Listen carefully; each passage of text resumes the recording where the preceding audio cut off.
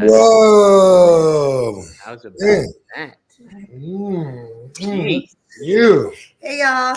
Hey, I love guys. that song, dude. I love that song. Yeah. So I would like to hear what the 17 strong and growing. That's it.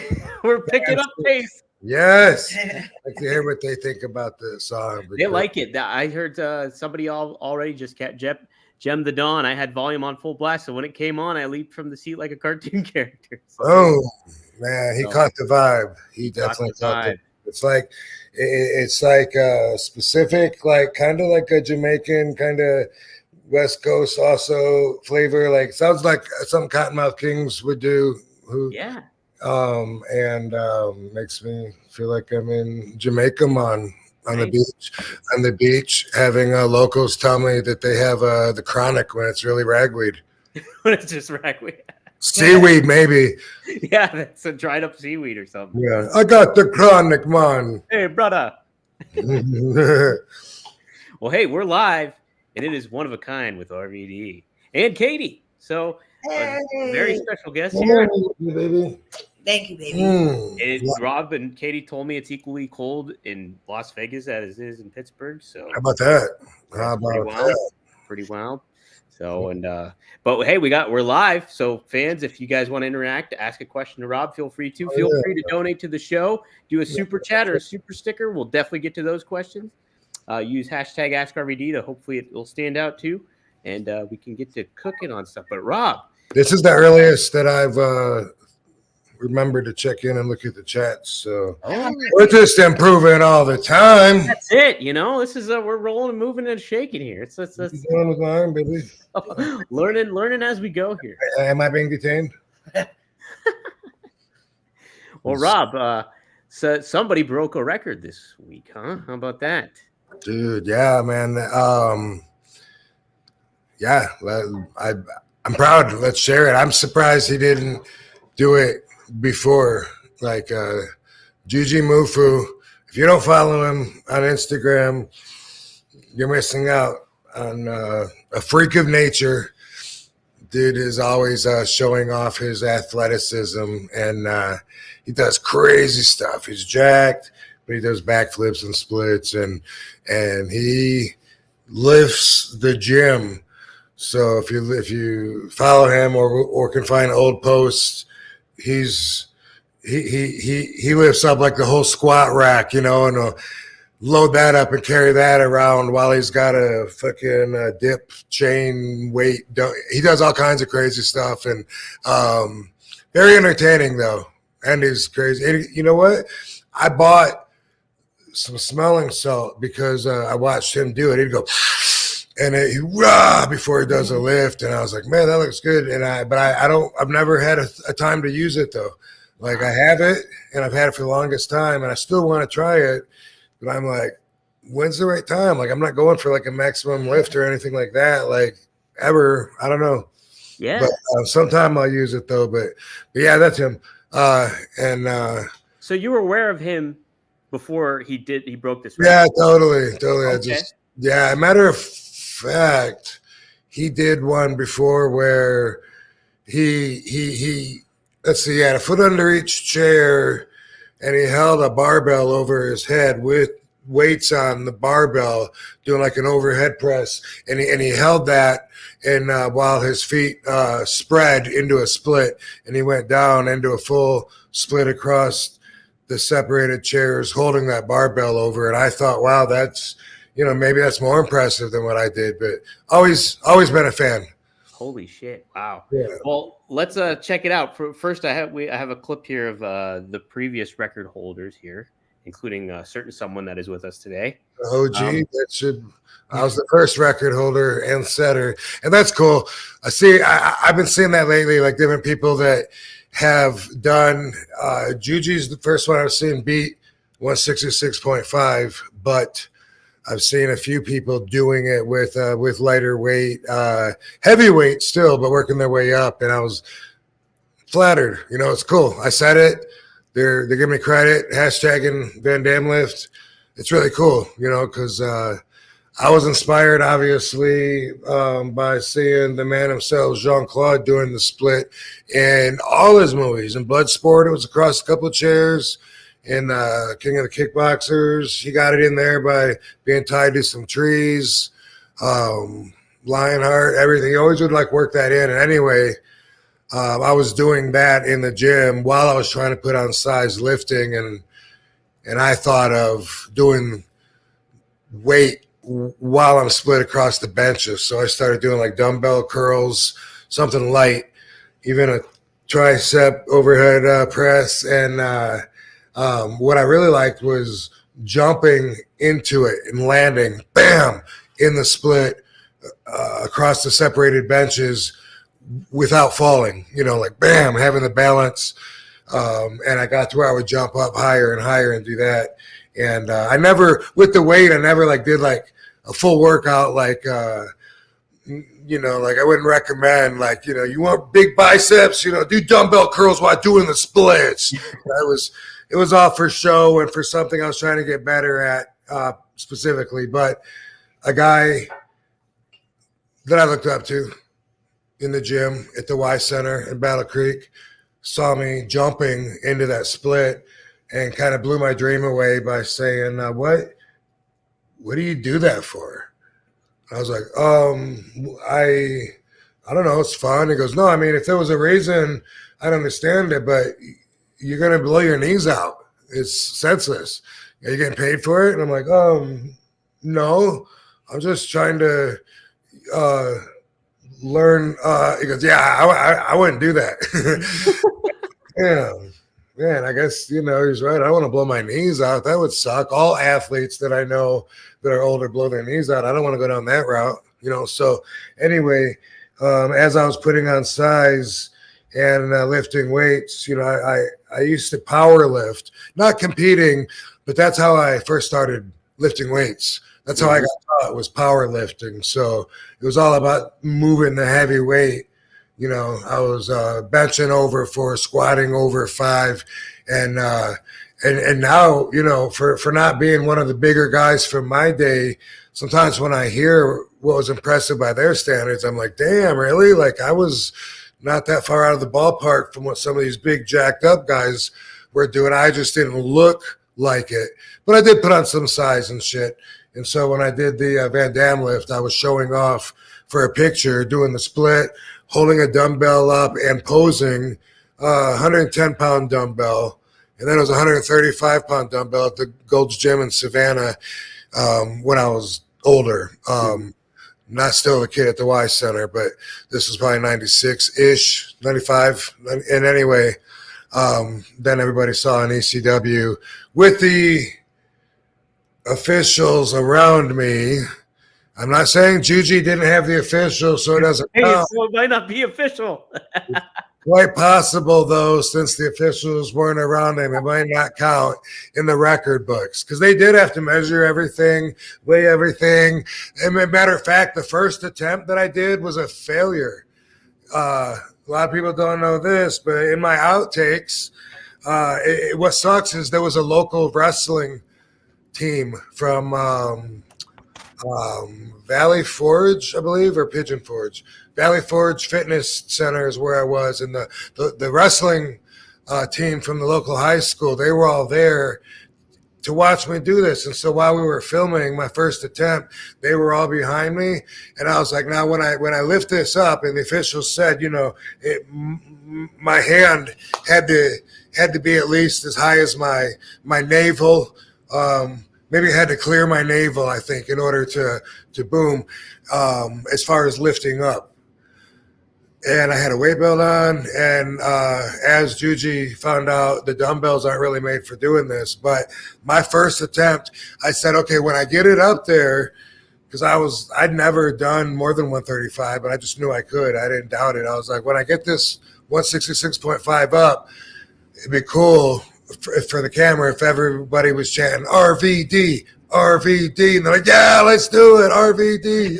Everybody was all fired up. Fonz's like, yeah, daddy, let's do it. All right, let's go. Blowing his whistle, RVD. All right, cool, let's try it. So, all right, cool, ready?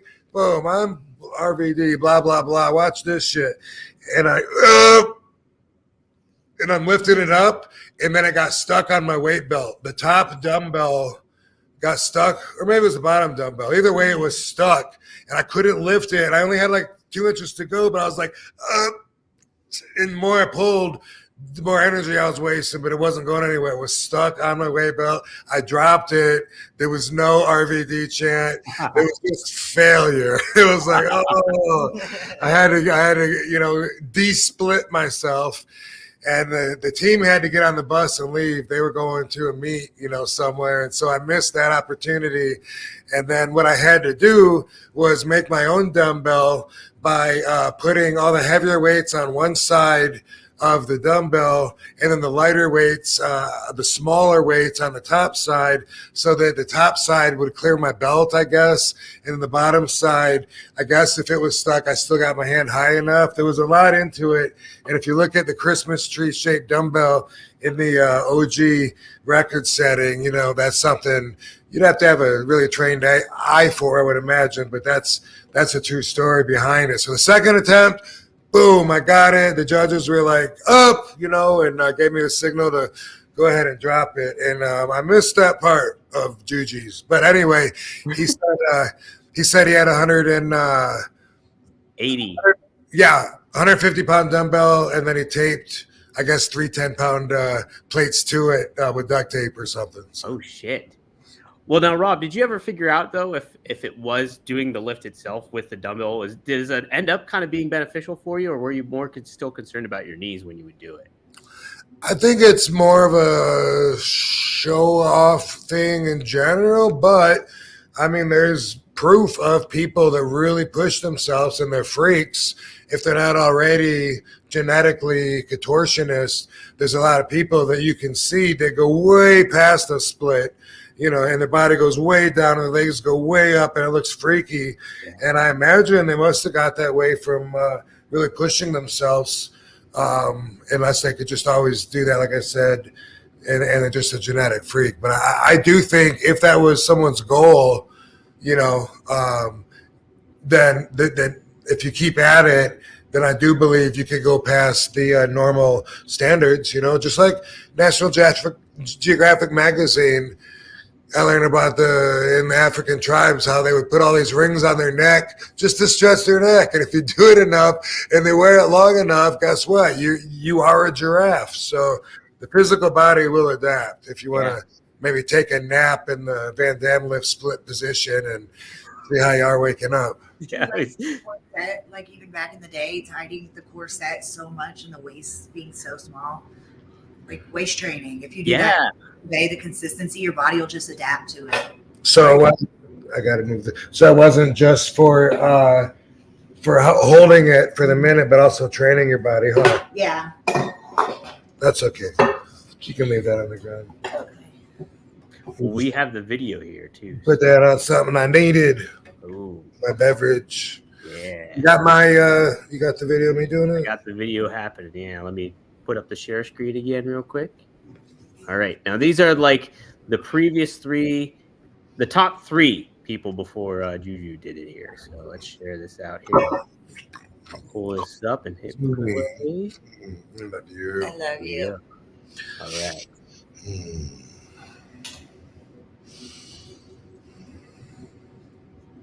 Okay. Lucas Aaron, 150 pounds. Whoa, I don't think I've seen this. No? Dude, I didn't see a lot of this till recently, and I've seen 2 or 3. I don't think I've seen anybody else until just a few weeks ago. Dude, just the split. Yeah, bro. Up. Boom. I think it's got dude. Looks as good as mine. Man. Good job, dude. Fucking A. Wow. He did it too. Why didn't he just try the extra 17 pounds? Yeah, right? Throw something on there. Oh, there we go. Nice. I don't know how much weight that was, but good job. He's even got my wrestling singlet on before. He does. They're 95 singlet. Yeah. Yay, there's RVD. Yes. I love how you go into it. The originator. Talking, all cocky. Want to be all support.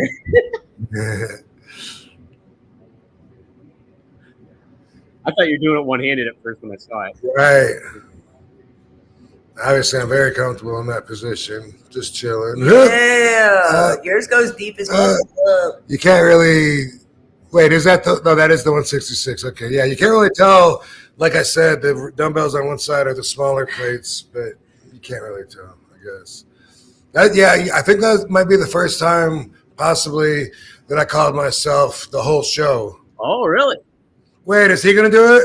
No, I thought so too, but it's just the end of it. He didn't say nothing. What did he say? Oh, they just put a clip of him in it. Yeah, just say you approved. I wish he said something about it, man. I love that guy. That guy was so cool when I did you get to meet him?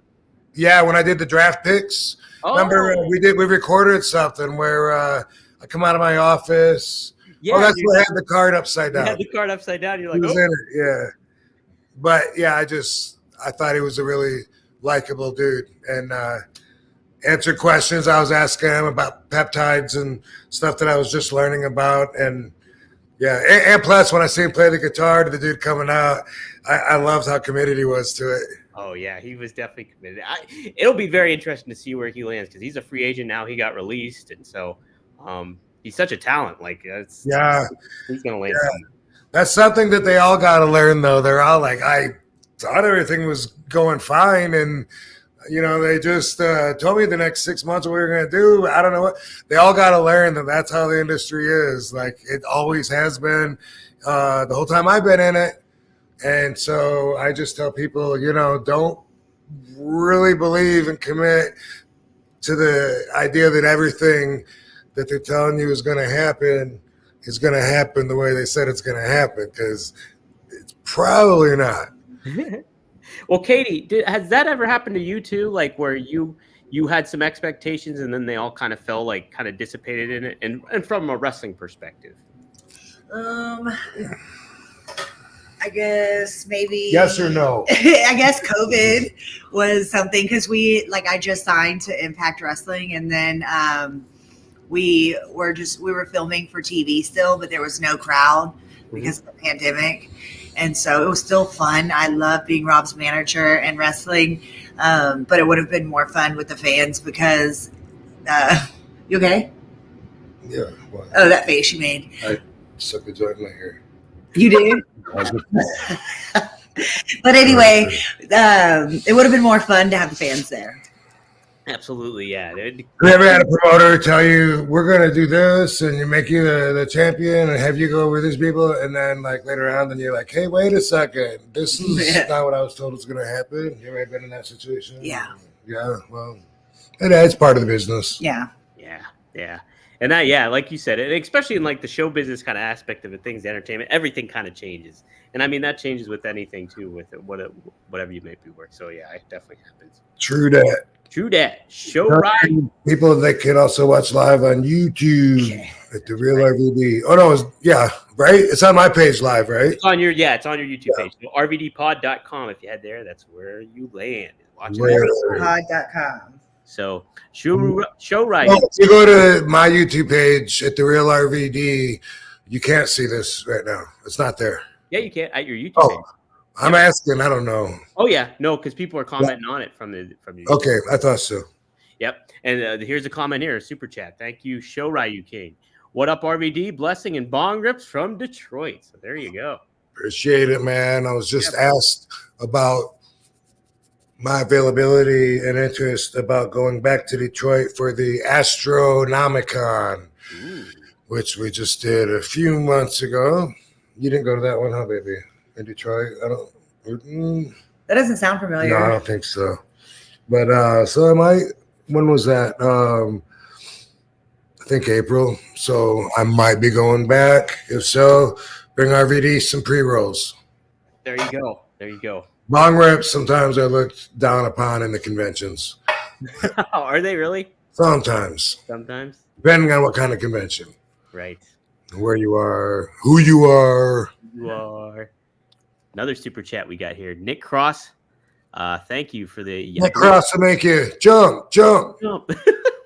Happy New Year, Rob, Katie, and crew. What's the best sativa for a euphoric creative high? Looking for something to help in the studio while writing music.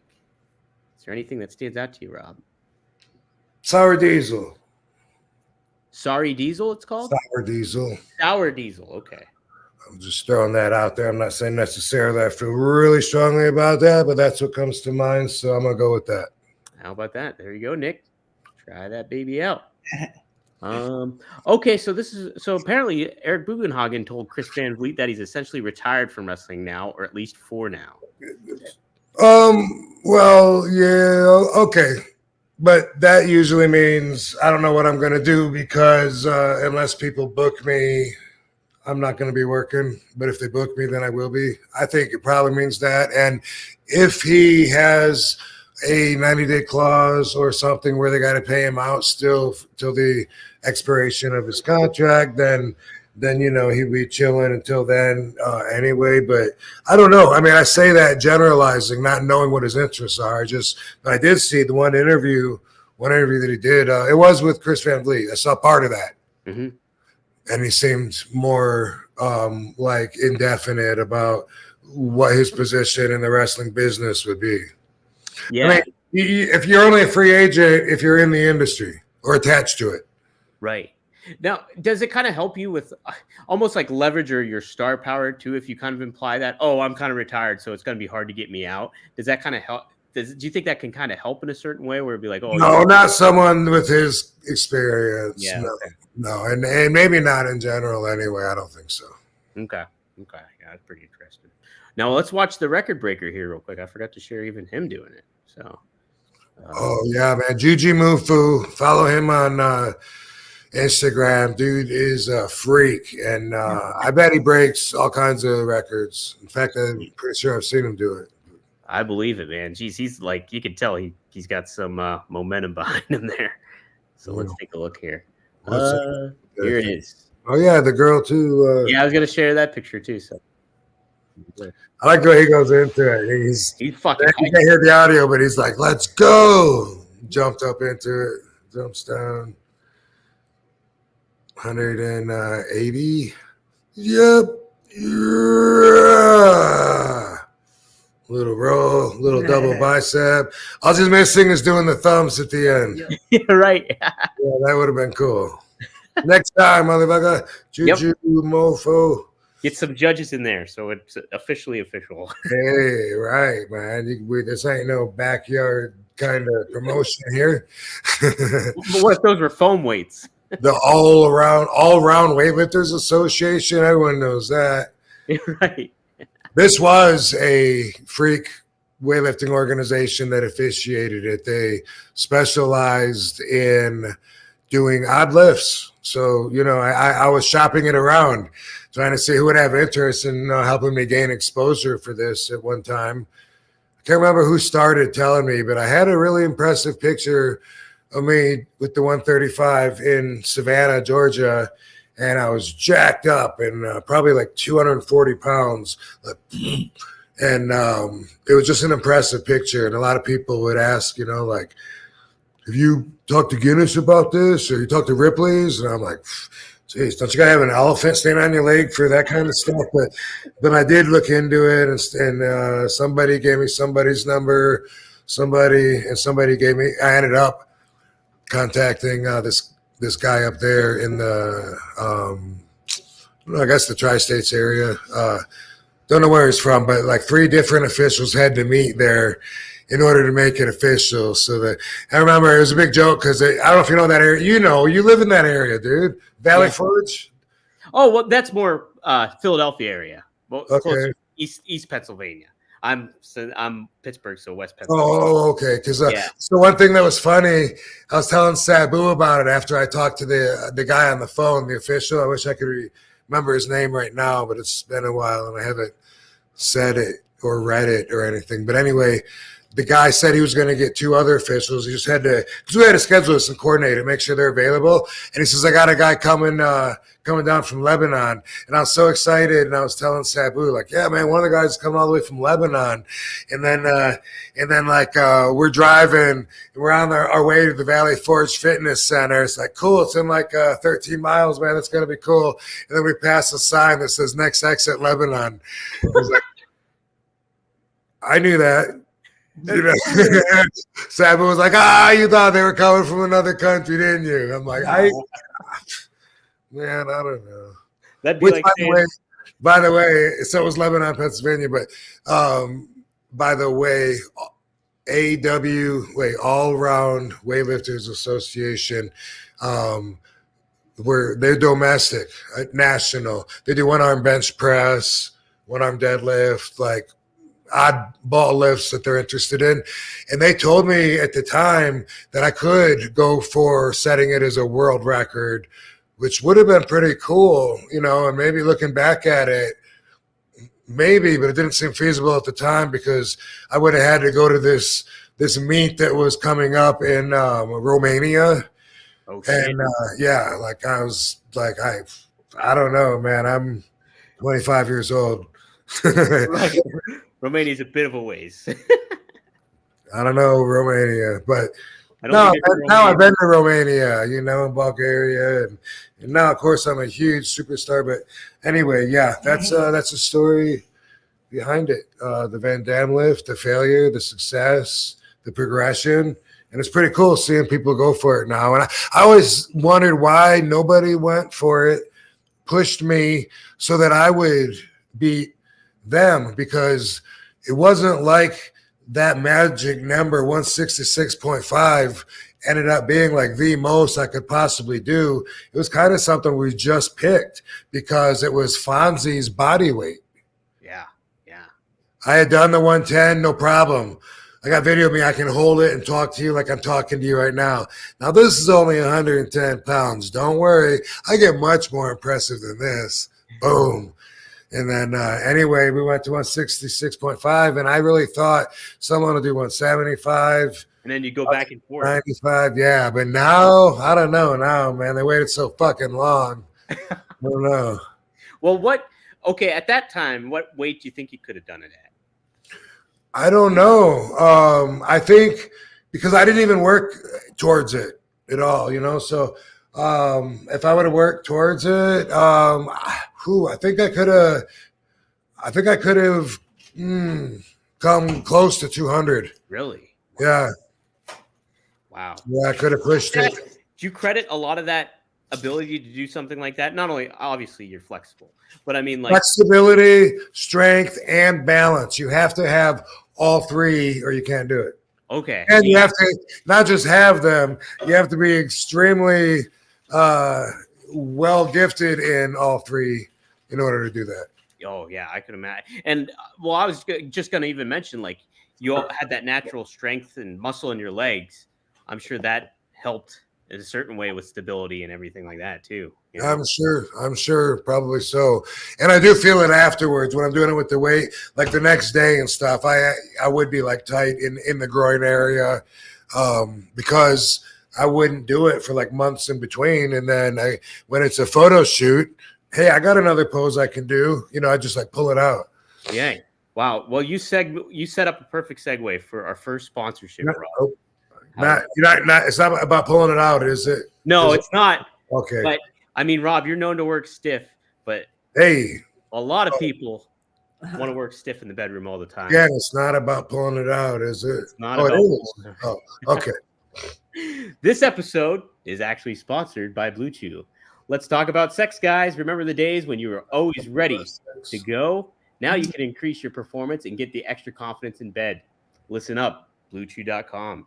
Blue Chew is a unique online service that delivers the same active ingredients as Viagra, Cialis, and Levitra, but in chewable tablets as a fraction of the cost. You can take them anytime, day or night, so you can plan ahead, be ready whenever an opportunity arises. The process is simple. Sign up at BlueChew.com, consult with one of their licensed medical providers, and once you're approved, you'll receive prescription within days. The best part? It's all done online, so no visits to the doctor's office, no awkward conversations, and no waiting in line at the pharmacy. Blue Chew tablets are made in the US of A and prepared and shipped direct to your door in a discreet package. So you can be missing out on the best sex of your life. And hey, Blue Chew wants to help you have a better sex. Discover your options at BlueChew.com. Chew it and do it. And we've got a special deal for our listeners. Try Blue Chew free FREE when you use our promo code. Rob, guess what our promo code is? Oh my God, I'm scared to ask, man. What are they telling the? What do the people have to say? RVD 420. One of a kind. No, that's too many letters. Too many letters. It's simple, Rob. It's RVD. Pod is RVD. Oh my God, baby! I'm a. You're a Blue Chew promo code.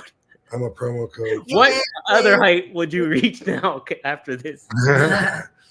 So yes, use our promo code RVD at checkout. Just pay $5 shipping. That's BlueChew.com. Promo code RVD to receive your first month free. Visit BlueChew.com for more details and important safety information. And we thank Blue Chew for sponsoring the podcast.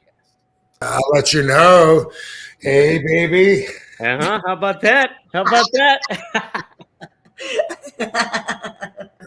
Well, what a start. Hey, my best audience all day long. Do you have this, baby? Sure.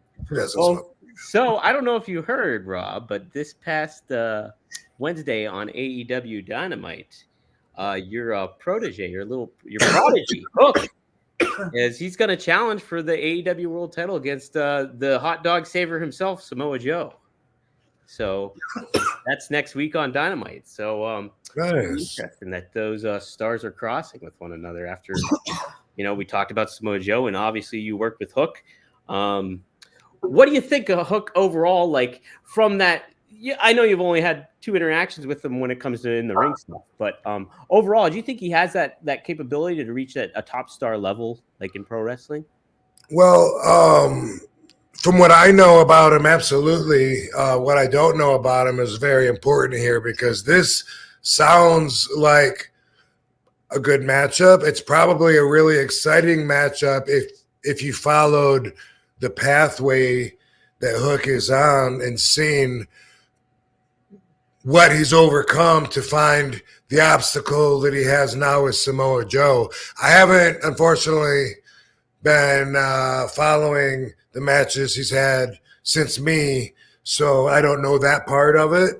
Otherwise, it sounds like, cool couple of guys that do some jiu-jitsu, some mat wrestling, with one of them being much bigger, much more experienced, and my dear friend Samoa Joe. So sounds like it might be a schooling of sorts, But I'm sure that if I knew the bigger picture and knew, what his pathway coming up until he's facing Samoa Joe, it sounds like it would be. I'm sure what they did is compelling. I didn't get to see the segment quite. I saw screenshots of it and all. And from what I heard, the crowd, he was super over with the crowd was Hook. The crowd was really into it. And they kind of almost did a thing too, where Samoa Joe basically laid a challenge out to whoever had a good record in AEW, win-loss record. And then almost like the bat symbol popped up Hook on the arena ceiling. And then came out and confronted him and stuff. So pretty good setup. Good moment. And it's the heel is the champion with the open challenge to find the challenger.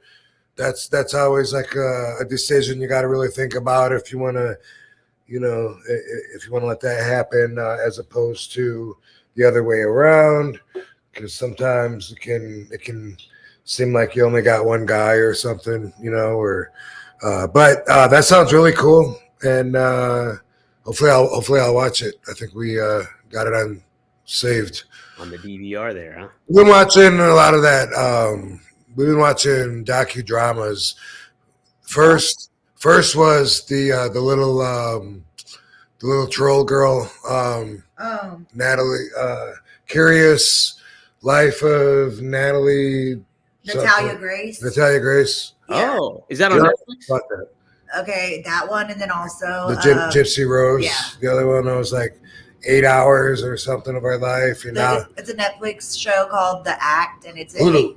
On Hulu. Oh, Hulu. Okay. And it's an 8 episode in the season. It's so good. Yeah. About the Gypsy Rose. Do you know who that is? No, I have no idea. Okay, yeah. Anyway, they're both, in the news and the media. And she was a girl that her mom made her act and feel like she was handicapped her whole life. Oh, I heard about this. Yeah, so man, we both found the series hard to turn away from, and all three of us, and then we just finished the 8-episode series, and there's still like another series I think I heard that tells her side of the story, and then there's still the documentary series that's not acted out that we were watching before we flipped onto this. But if something's really good and can draw you in, it's cool to spend some time learning what you can about it and seeing the different sides to the story, and especially something entertaining and good and educating. It's a really interesting story. Wow. Yeah. So it's called The Act? Yeah. Okay, I'll remember that. On Hulu. On the Hulu. Sweet, I have Hulu, so I'll definitely check it out. When it comes to so Samoa Joe just won the title basically. So in Hooks wasn't he the Ring of Honor champion or no? He was the TV champion, and then he vacated it when I believe he was challenging for the AEW TV champion, not Ring of Honor champion. No, he was the ROH television champion, but now he's the AEW World Champion. So he defeated MJF a couple weeks ago at World's End. Cool. So Hook was going to be his first challenger, basically. And the kind of question I wanted to ask you, what would kind of be from I guess if you're doing from a wrestling perspective and thinking about it from the booking aspect, probably Samoa Joe will come out on top on that aspect of it all because it's his first defense. How would you kind of book Hook safely to make him still look strong after it's all said and done? Being the smaller opponent, too, on that. Well, I'm writing in my notes to tell you not to ask me how I would book stuff. Okay. Future episodes. Okay. Noted. Duly noted. How I would book the kid? Is that what you said? Or how would you book Hook to still remain kind of strong in the aspect of maybe coming out on a loss on this one? Man, those two could have a stellar match, regardless of the finish, that could really build and should really build Hook's position, his status. He should be able to. I mean, if they have like a really great match where they earn, it's cool when two people go at it and they earn each other's respect. But also, first off, you got to earn the crowd's respect. And when you can do them both, that's sometimes like a really special moment. And I could totally see that happening with these two guys. I could see Samoa liking Hook, and maybe, who knows, maybe let's take him under his wing or something. I don't know. I like that because, Rob, I guess they positioned Samoa Joe, too, not as a heel necessarily, and he wasn't considered necessarily a babyface either. He was just Samoa Joe at this juncture. So it's not like he would be compromising who he was as a heel if he was doing something like that. So it could totally make sense to have that happen, actually, end in a respect kind of way. So I like that a lot. So where's the belt? Is it in the other room? Oh, yeah. You want me to get it? Yeah. Oh. All right. We have a couple super chats here, too. We've already talked about this, Orlando, but I'll pop it up here. Orlando Herrera asked, and thanks for the $5. He said, "Hey, Rob, what was your involvement with the 5-Star Comics?" So, okay, so the story with the 5-Star Comics, there was thanks, baby, a friend of mine that had a lot of comic books, and man, where did I meet him? I feel like I'm not really sure where I met him now. I feel like I met him at a flea market, but I don't think it could have been the Savannah flea market. Anyway, there's a gentleman, good dude. His name is Craig Nobuyuki. And Craig Nobuyuki, I start being, we're friends, we're hanging out. And he pitches this idea to me about being a silent partner on a comic book store. he was going to use a lot of his inventory, to start, but also grow.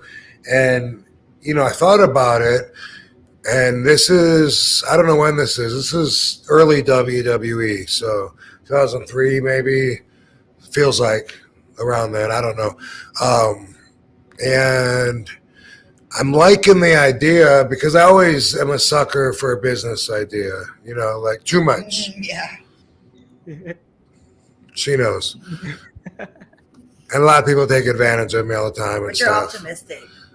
I'm optimistic, and I like the idea of something working out. You know what I mean? Yeah. Like being part of a good business opportunity. And so anyway, I said, if I'm going to be part of this, I mean, is my value in my investment financially? I'm like, why not put my name on it instead of being a financial, silent partner? Why not have it be like RVD's comics and then help use that to draw people in, and we could do signings. I don't know. Well, they like the idea, because there was someone else involved too. Maybe Todd Tochioka somehow. I don't know. But anyway, we ended up getting together, running RVD's 5-Star Comics out of the Lakewood Square Mall. I owned it. At first it was with Craig. We were partners. He contributed his inventory. I contributed my name and value and got wrestlers in there to like sign once a month and stuff. But poor Craig really got the raw end of the stick. I always feel bad for him because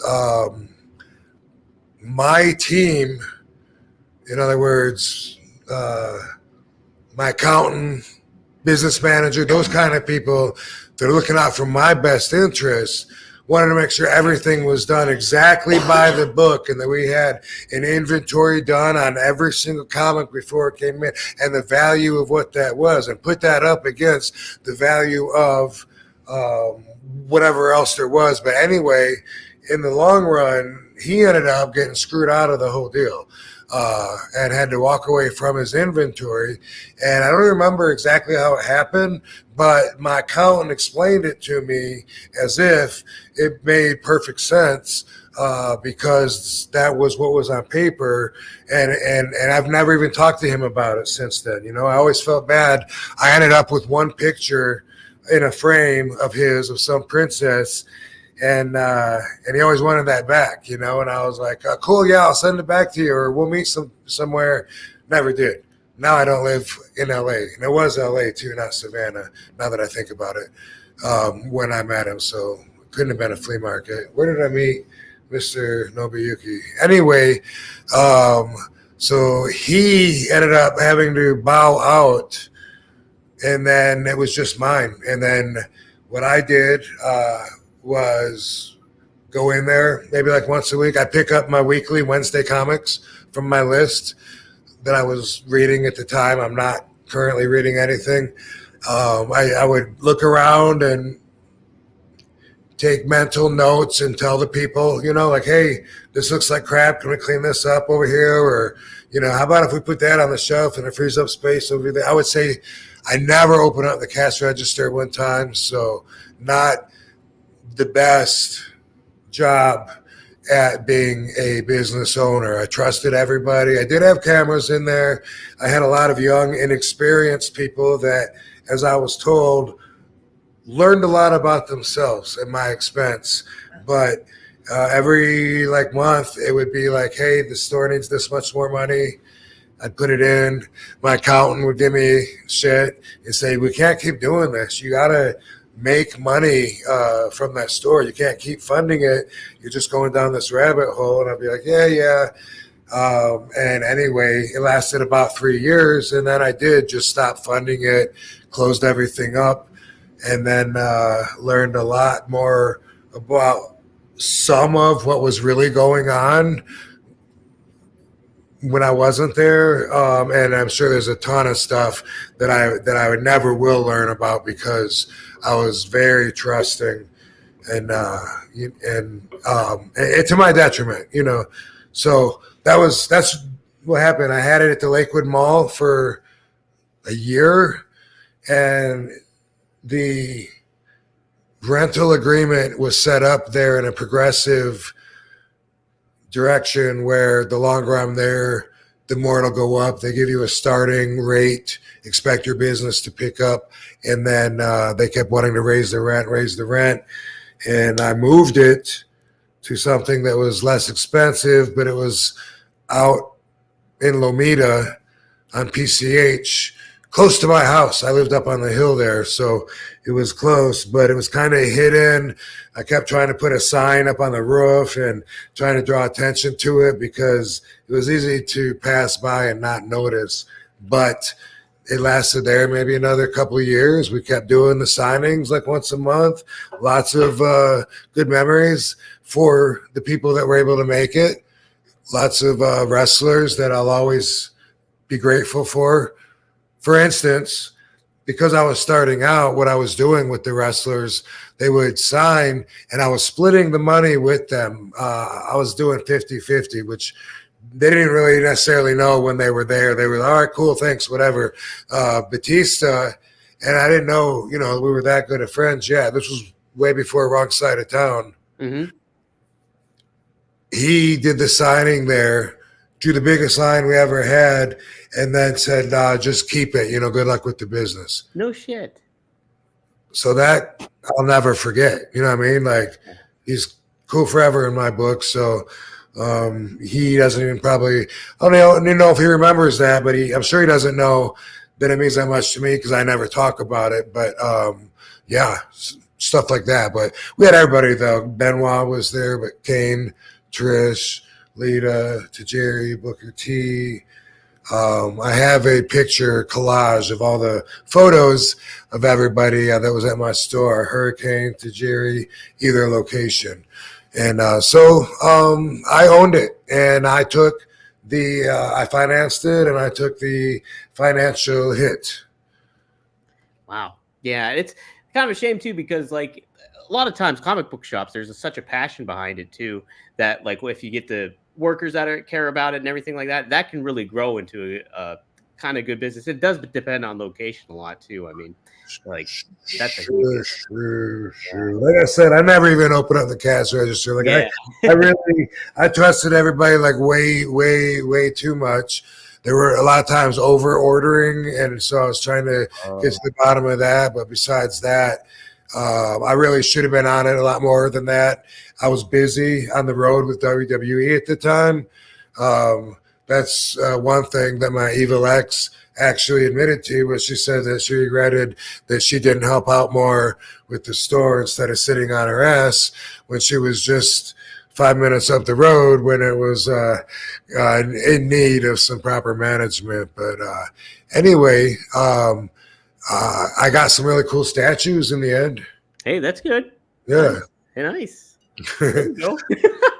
Ghost Rider ones?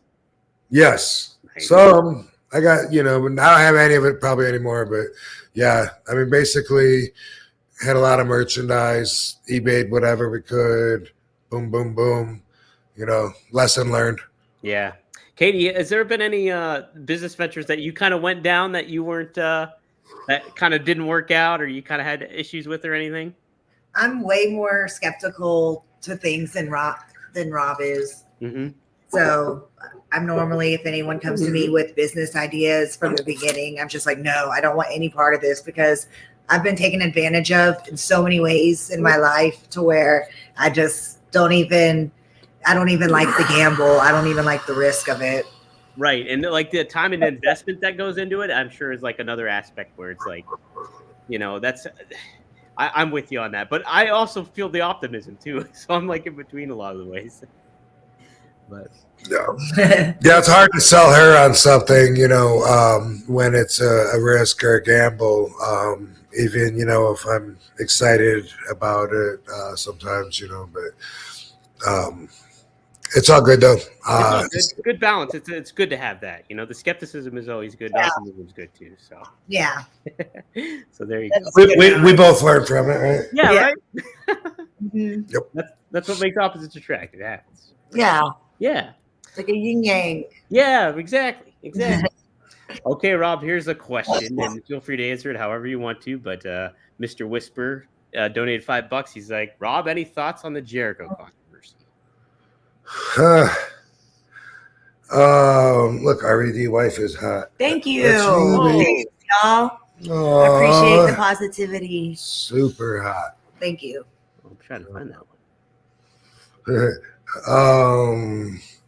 Yeah, it's an unfortunate thing for him. I don't see an upside to it any which way. If there is one, I can't imagine what it would be. All these rumors, bad things being said about him, very likely might cause stress for his family, home life, maybe. You know, I always think about that.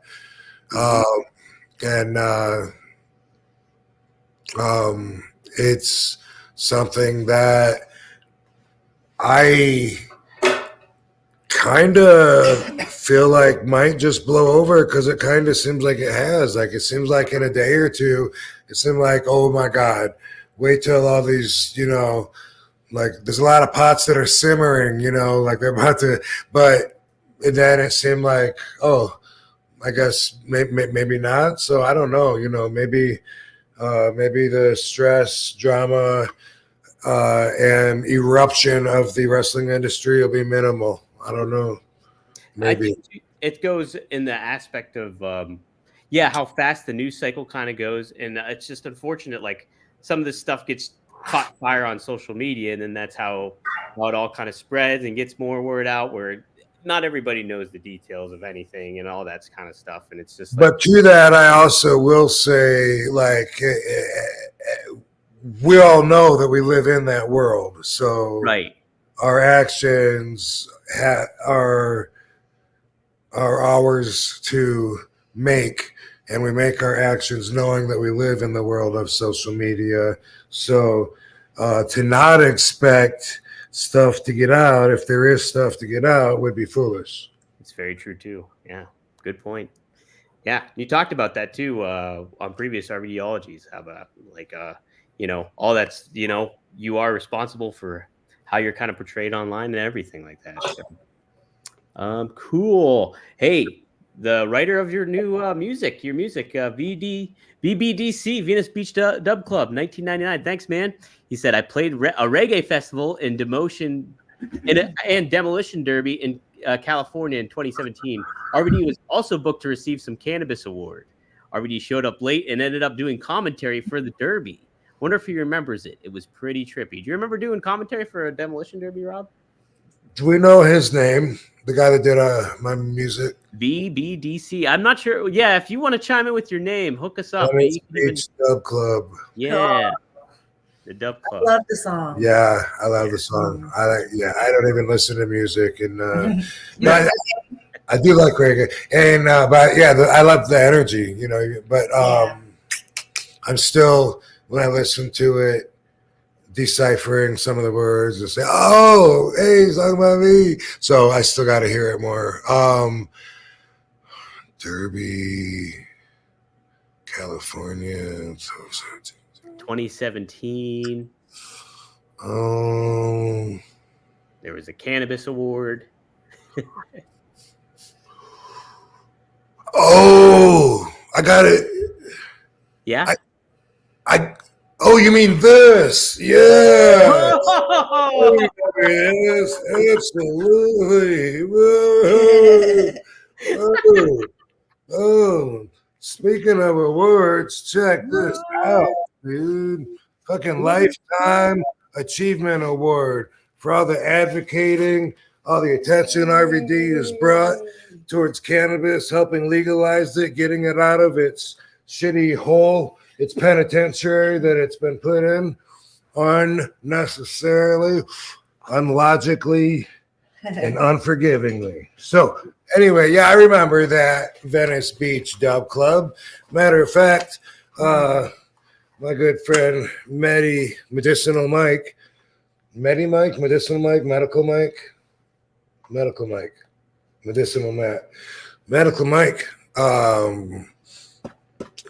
does this like I think every year, and he gave Willie Nelson one, Tommy Chong one. Oh. He might have given Snoop Dogg, but I'm not sure about that. So don't hold me to that one. But anyway, I am on a quite the list, the Mount Rushmore of advocates in the celebrity world. So pretty cool. And but what's weird is that I don't know what I got there late for, because I had enough time to go around and do dabs at every single table that was at this little festival. I remember that. But it was a like half of it was like kind of like a convention where it's booth after booth tables with wax or weed. You know, I go to a lot of events like that. Sesh. It's called a secret sesh, but this one was a secret. That was part of it, and it was on a demolition track. So part of it was going and sitting in the bleachers and watching these cars wreck into each other. And then once the debris is all over, watch the people try to go by it and something other than cars. I can't remember what it was, but it was something crazy that was a draw. But before the Derby, though, maybe there was a wrestling show that maybe I was late for. Maybe I missed that. I don't know. But I remember Mike bringing me around from table to table to table, and I just had the most amazing endurance that night. And dabs were fairly new. Like I was just building up, getting my condition to them, and had been doing them just for the last several weeks at that point in 2017. And I do remember before I went out that night, I came across a Adderall. And I'd taken Adderall, and I just felt energetic, and I felt like Superman. And walking up and down all the aisles at that mart, whatever we can call it. I need a thesaurus to come up with a better name for that. Anyway, everyone would say, "Hey, RVD, what's up, bro? Hey, you want to do a dab?" I'd be like, "Sure." I was doing the biggest dabs.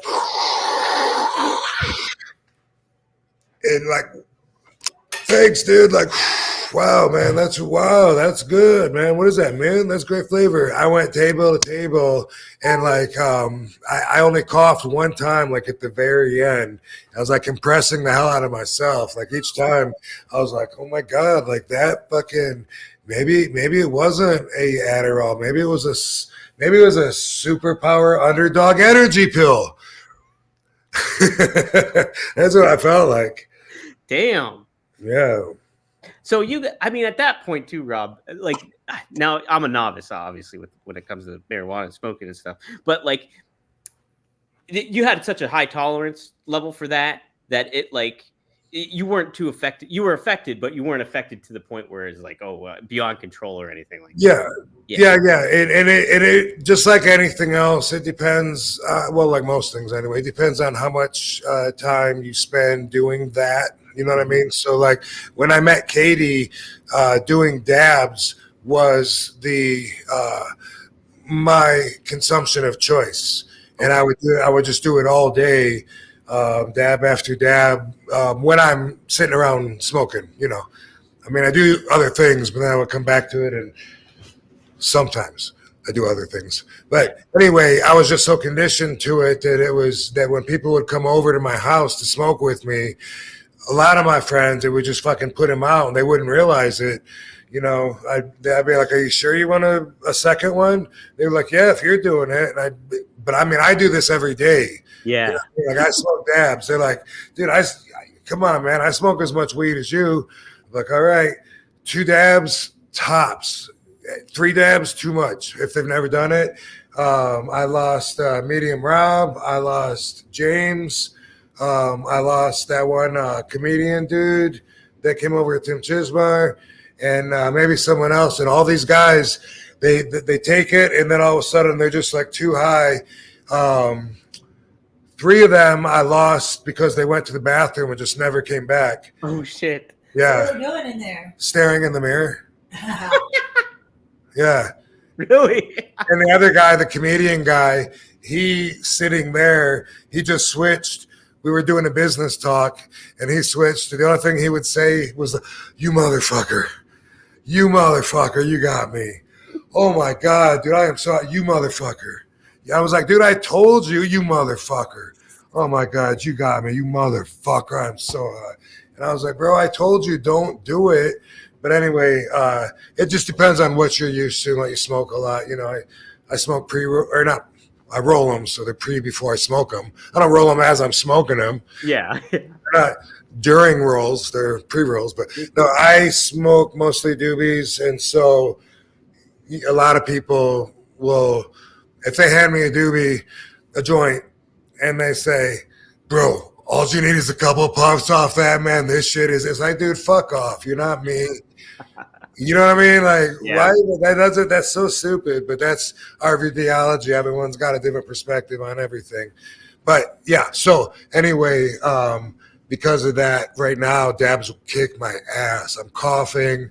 If I do more than 2, I'm probably going to stare at myself in the mirror because I don't normally do that as it's months go by in between it. So they pack a greater punch than smoking joints. Yeah, it's like a bong hit, except for you're doing a concentrated, high-ass fucking amount of everything in the plant that gets you high compressed into a tiny little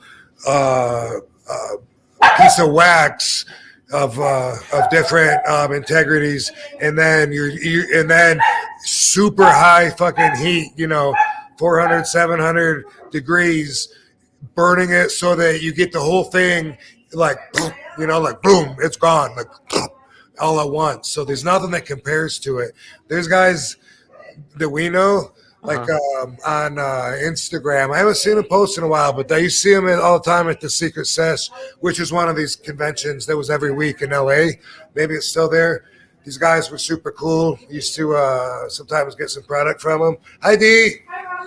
And anyway, I was just telling Dee this story yesterday, actually. Oh, were you? Yeah, I remember that because she was asking about dabs because I was like, man, I got to pull the dabber out. And it's been so long. But these motherfuckers, like I'm saying, you get like a little ball, a tiny little ball of wax, and it's like so concentrated. It's got like all the wax, it doesn't have the terpenes and everything, but it's got like all the crystals anyway. These motherfuckers that are conditioned at it, they'll pull a big string out of it like it's taffy, all fucking stretched out. Sometimes they'll do like a 2 foot fucking. It'll take one guy with the lighter, another guy's holding the fucking rig, and another guy will be holding this like 2 foot, maybe longer. I might be underselling him, but at least I've seen at least 2 feet of it looks like taffy, like stretched out, and it's all high concentrate wax, and he's just, and they're lowering it as it's going into his lungs. Oh my God. And then it'll be like Godzilla, and not even fucking cough sometimes. Like that takes some serious conditioning. It just depends on what you're used to. Right now, a bong would make me cough my ass off because, I just not conditioned for it. I could probably do like a quarter of a dab and be flipping the fuck out.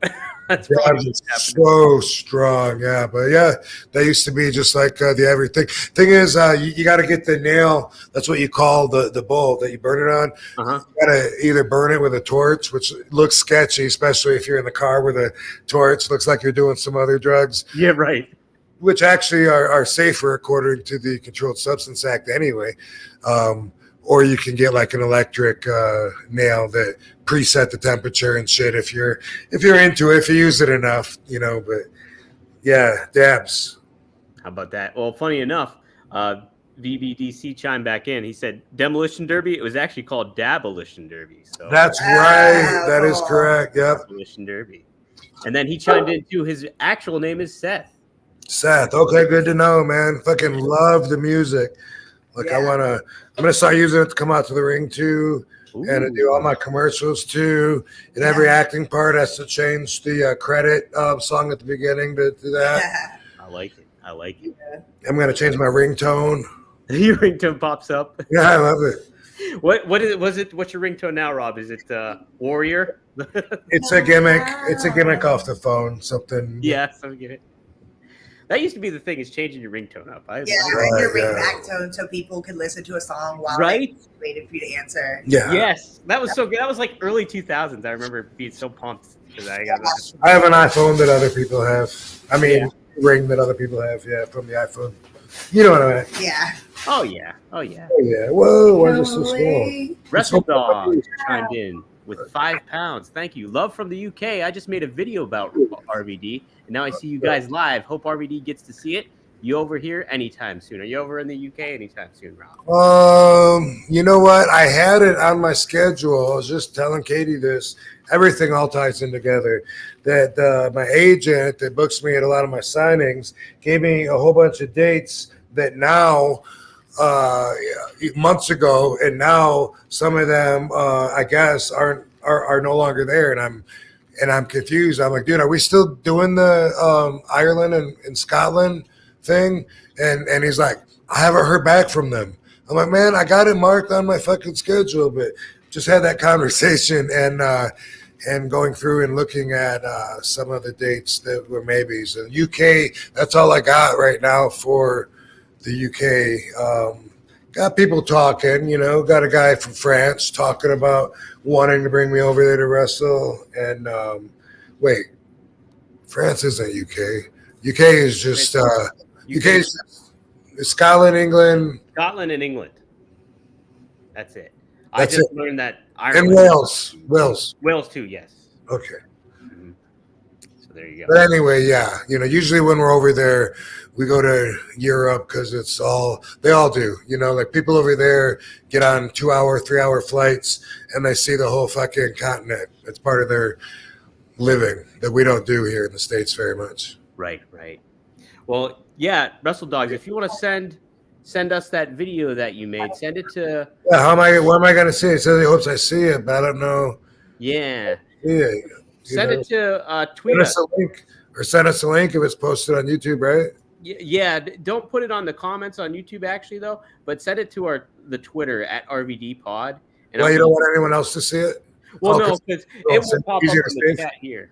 Yeah, I don't know. Maybe he doesn't want to, but share it with us on Twitter or something like that. So I'm sure to get the word out for you. Okay. Oh, hey, Barbara. Yeah, Barbie's here too. Man, what a turnout. We had over 100 people here in the chat. So turn the heater off. Sure. Can you turn it off? Better yet, can you turn it off? Turn it off. Bam! Oh.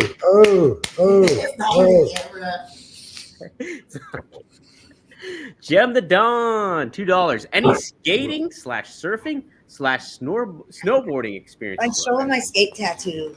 You have a skate tattoo? Wait, how do I show? Uh-oh. This is a AP show. Wait, right here. Hey. Down below. I'm trying to see. On the back of my eye, yeah. Oh. I don't know if I saw it. Did you see? Or you can show like this. What? The back of your thigh? Wait. It's on the back of the thigh there. I see it. No, right on this. There it is. Is that a skate? Yeah, there it is. Oh, roller skate. Nice. Yeah. Good job, baby. Oh, that's sweet.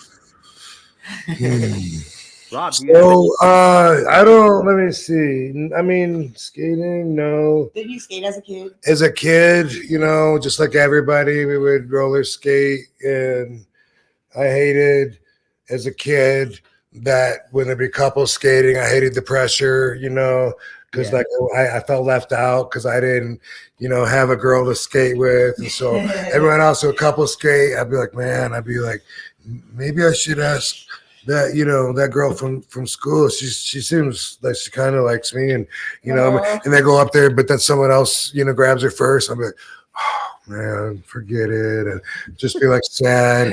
And then pretty soon, waiting for the DJ, and pretty soon she'll go, I'll skate. And then we go, yeah. Me and Dango used to we would play roller derby, which Katie is training for right now. Really? You're training for roller derby? Yeah. No way. That's how I met Danette. Really? D. They might not know her as Danette. Yeah, that's where I met D. No way. I didn't know you were doing that. Yeah. I was on the news doing it too. Really? Yep. But me and Dango would do that, try to get away from each other, find each other, and elbow each other really hard, and we were just goof offs. So we would do shit like that, and other friends that would go there with us too. Usually, me and Dango were the goofy ones, that would be elbowing everybody, but they would be our targets too. We had a couple friends that would usually just laugh at all the stupid shit that me and Dango did, like Brian Livingood and Rob Smith and some of those guys. I miss them, man. They're good guys. And, they're good people, damn it. We got good people here.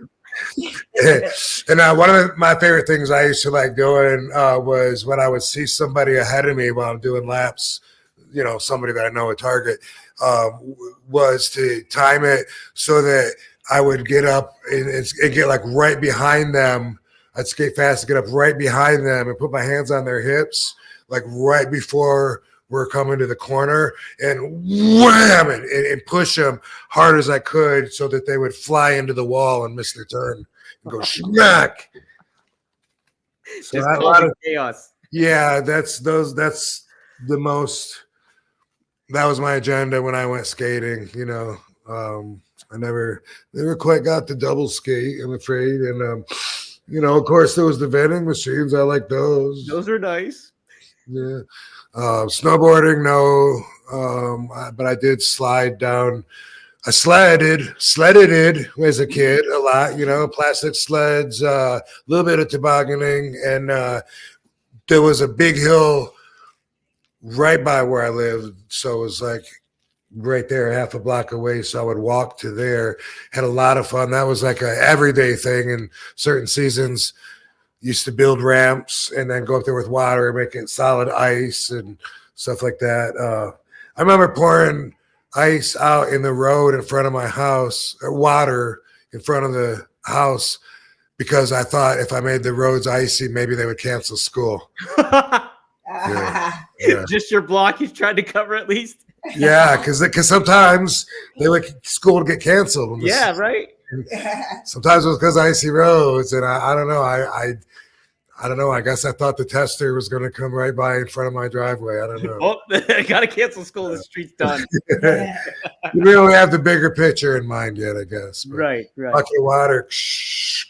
Please, God, please. Rob, did you ever do hockey at all? Or did anybody try to recruit you for hockey?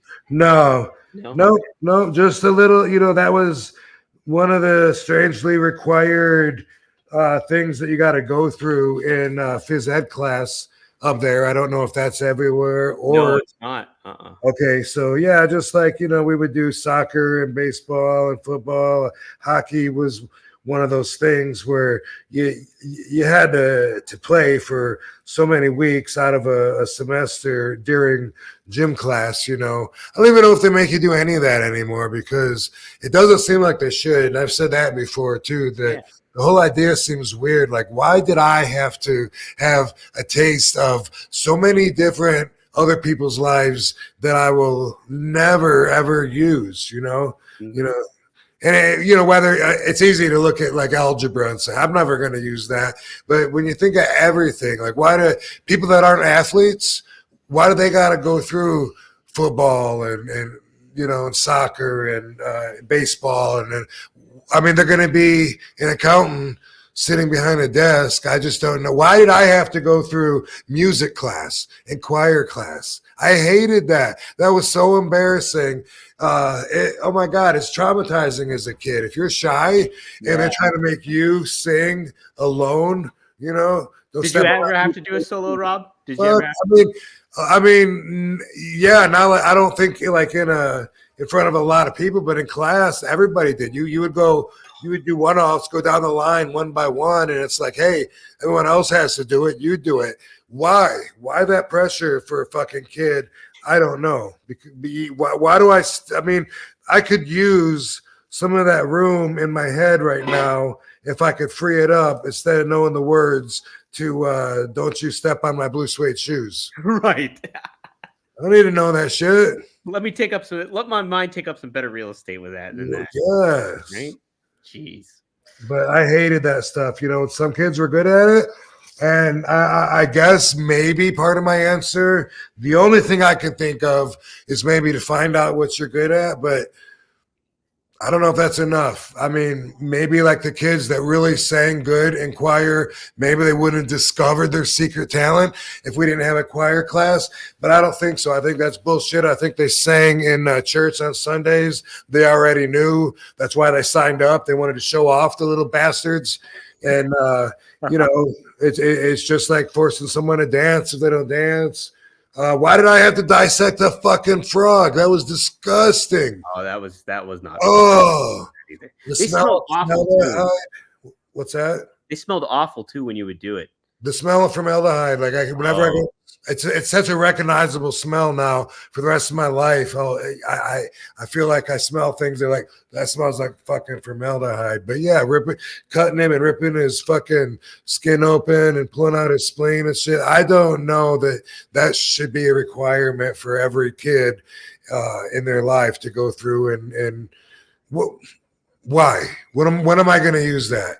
I don't know. And at that juncture too, like you're basically in high school. So if you had a passion or an interest in like all the anatomy and all that stuff, you would have gone into it at some point by then. Why do you necessarily have to, hey, I got to cut open this fucking dead animal and take a look inside of it and see what it's all about? It was junior high for me. And I remember dreading it just because it was one of those things that everybody knew.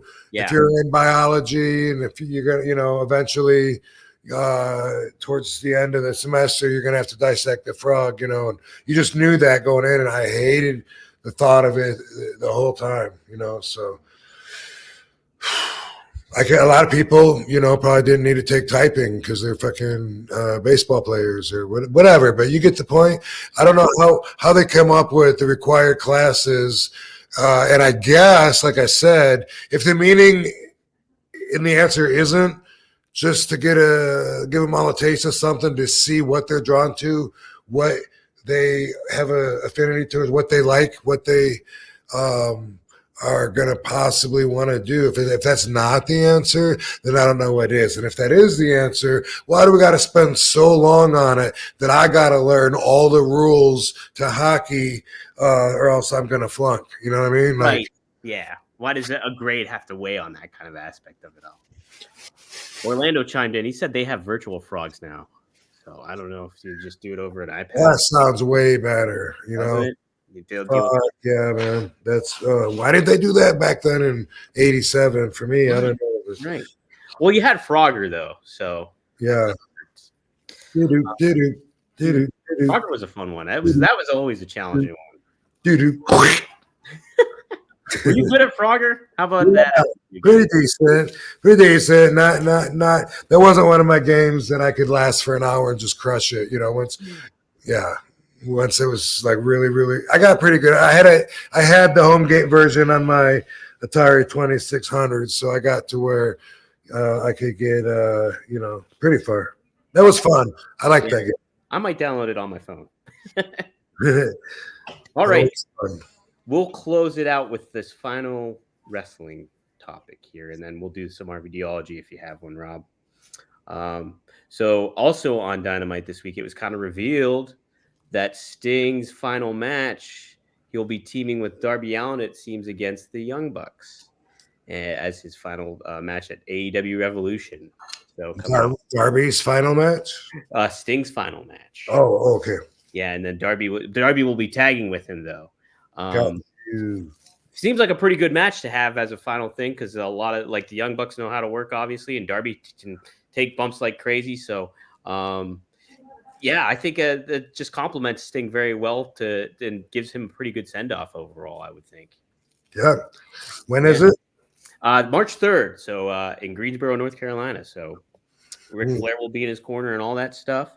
Who I did want to talk about is Darby, actually. And I don't think we talked about him yet on here. He's got a very unorthodox style and does some risk-taking kind of stuff. But he's someone that I've noticed that really is certain to keep the believability in it all, too, where it's like he thinks about it a little bit more. What have your thoughts been on Darby Allin so far as a performer? Well, First off, he's one of those guys I have to assume that he loves the business because I see him beat the fuck out of his body up, do crazy things that you don't do unless you love the business. You know what I mean? So it takes a lot of heart to do what I've seen him do. Some of the stuff I've seen, highlights on, say, Instagram, do not seem safe by any stretch of the imagination. So either some of that stuff is completely reckless and dangerous, or they're working RVD, which hopefully it's that. I saw somebody, who was it? I saw somebody, Christian, I don't know, but like I think body slam him. Yeah, it was Christian. Yeah, on the stairs. Yeah, it was Christian. Yeah. So on the steps, on the dangerous pointed angle iron of metal, and the way they landed and everything, like just looked like that could possibly break you. And so I've seen a lot of bumps like that. And so I guess that's his niche. That's his gimmick, maybe. Kind of like Spike Dudley, I think of a newer 2024 version, 2023 version. Because, you know, Spike, if you look him up and look at his highlight reel, like everyone used to love, picking him up for a choke slam and over the rope and throwing him to the floor, choke slamming him from the ring to he's got I just saw a video of him taking that from so many people, and then through tables that are out on the and sometimes no tables, just on the floor, choke slam from the ring over the rope, boom, all the way down to the floor. And that is something that you can't really teach somebody. Here's a safe way to land to where you're not going to get hurt. You know what I mean? All you can do is, if you have enough experience, to try to distribute your weight as opposed to getting your elbows or knees or ankles where you don't want them, through enough experience, then you can like hope for the best. That's going to hurt like hell either way and might do some damage. Doing this on the steps, bro, how's that not going to do some damage? Right.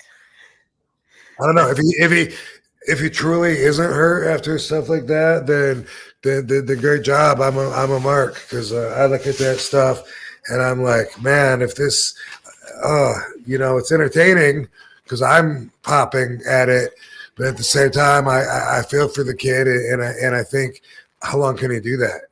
Right. I like him just as a persona, and like what he kind of does, and I think his pairing with Sting like elevated him. And it's just like a lot of that stuff you can be selective at when you pick and choose to do those kind of moments, but I would make them very selective, and like just to preserve your body and to just be able to elongate your career, so to speak, you know? And you know what's funny is people said the same thing about me all the time. Everyone said that I wasn't going to have a very long career because of the crazy bumps and my style, even just because I jumped off the top rope, you know, because not everyone's even doing that, let alone doing the one-legged kick and landing, standing up and shit. But I always heard that you're not going to last, you're going to hurt yourself. So it's weird to hear myself feeling like I'm telling the next generation what I used to hear, but it seems to make so much more sense now. But I got to ask, is it just my perspective now? Like it made sense to them? Because I get it if they didn't see shit before me doing shit that I did. But still, we're talking about somebody getting body slammed from the apron down to the part of the steps that hurts with your whole spine, and you know, and other bumps, which don't really come to mind right now. But I know that I've seen a lot of the crazy flying, jumping, squashing bumps, and they all look to me like they hurt pretty bad. So it's entertaining to watch, but you know, I question in the long run how much of a career this guy can have. Well, by the way, you reminded me that a few months ago, I found myself in autograph signing room at what's the one in the South called? The one that's I was WrestleCade. Yes, sir. Yeah. So we moved rooms, but when I first got there, the first day I was in a room, and Darby Allin was there, and he said, "Hey," he said, "Look, we got all Michigan guys in this room," and I didn't know he was from Michigan. You know that? No, I thought he was from the Washington area. Wow, maybe he was born there. Let me take a look. Scott Steiner was in the room. Steiner, yeah, he's definitely a Michigan boy, no doubt about that. Was it Nash? I think Nash. Kez definitely. Maybe, yeah. So there was a bunch of us, and let me see. I wonder if he was born there. No, it says Seattle, Washington here. You know what? Then it wasn't him in the room, but I still know who you're talking about. But I get him sometimes mixed up with. There's another guy there. Is it Swerve? No, Swerve wasn't there. I'm trying to think who Detroit wise there. There's a guy, does he paint half his face or something? He looks like him to me, same size. He is AEW? Yeah. Okay. I'll know who it is after we're done recording. That's how it always goes. Hey, baby. This is probably not going to know. She didn't hear me. Where's YouTube Chris at? We need YouTube. Yeah. In AEW, there's a wrestler, a littler, smaller dude with blonde hair that I get confused with Darby Allin, but it's not Darby Allin. Do you know who that is? She might know. And he was in a signing. He's from Michigan because he was in a signing at the what the fuck's it called again? The WrestleCade? The WrestleCade. Me and Steiner and Nash, and maybe there was a girl there. And he was there, and he was like, "Hey, everyone's from Michigan." But when I saw him, I thought he was Darby Allin, but he's not. You know? Okay. I'm trying to think too. Dang it. I think like if I was to draw them, they would look the same. I think it's about the same size. Orange Cassidy? No, no. Where is Orange Cassidy? Decent guess, because that is a good guess though. I saw them around the same time when I. Think of a blonde. He was blonde. This guy's blonde too. Yeah, and does Darby Allin team with Sting? Yes. Okay. Because let me look at see if I can find if I just look up AEW roster. Nobody in the chat knows. Nobody, and he's from Michigan. You don't know, and he looks. Oh my god! I'm gonna look such an idiot when it comes out. I don't even know though, too, Rob. Let me see. Yep. People are saying Dan. I don't think Danhausen's from Michigan. No, I think it is him. Is it really Danhausen? Dan Hausman. Yeah. Because he paints his face. Yeah, I think that's the guy that I get mixed up with. Let me see. That came out. He's from Michigan. Yes, he is. Boom! Give that it Danhausen. Woo! Wow! Look at that. Give that dude. Who would I credit that for? Somebody mentioned it in the chat here. Who was? Oh, V. Just simply V. Danhausen. He's originally from Michigan and is also an AEW with face paint. He nailed it. Wow, what a team we could send prizes. That would be cool, right? Yeah. Fucking during our thing like this. Yeah. I have a question at the end of every show. That's a good. That's good. A little trivia question. I go to the post office like once every 4 months, so people don't have to wait on me. So I don't have like someone to do that currently. My eBay guy is in LA and I'm in Vegas, so he has to wait for me to send him a box of shit in order for him to send it out currently. But dude, if it was a regular thing, maybe I could do a little giveaway. I could definitely get something on eBay that you maybe signed or something like that and do a little giveaway. We could do something like that. I could send a stack of pictures to you or something. Yeah, absolutely. I'd be happy to do this. Send them out and stuff. Then you got to pay to mail it twice. I mail it to you, then you pay to mail it again. True. I could probably just mail it out. True. See, either way is fine though. We could make it work. Yeah. What do we gotta get? An address or something, huh? Yeah, something good. Mm-hmm. So cool. Well, Rob, Well, I got to get music for this segment, but hey, it's time to wrap it up. Yay. And it's that, you know what that means. It is RVDology time. Do you have something this week? Yeah. You know, I say this a lot. It's not very developed. It's but I do have a thought that I would like to share and see where it goes. Man, I just lost my pen. Dang it. Hold on. Whoa. I see you, pen. Okay. All right.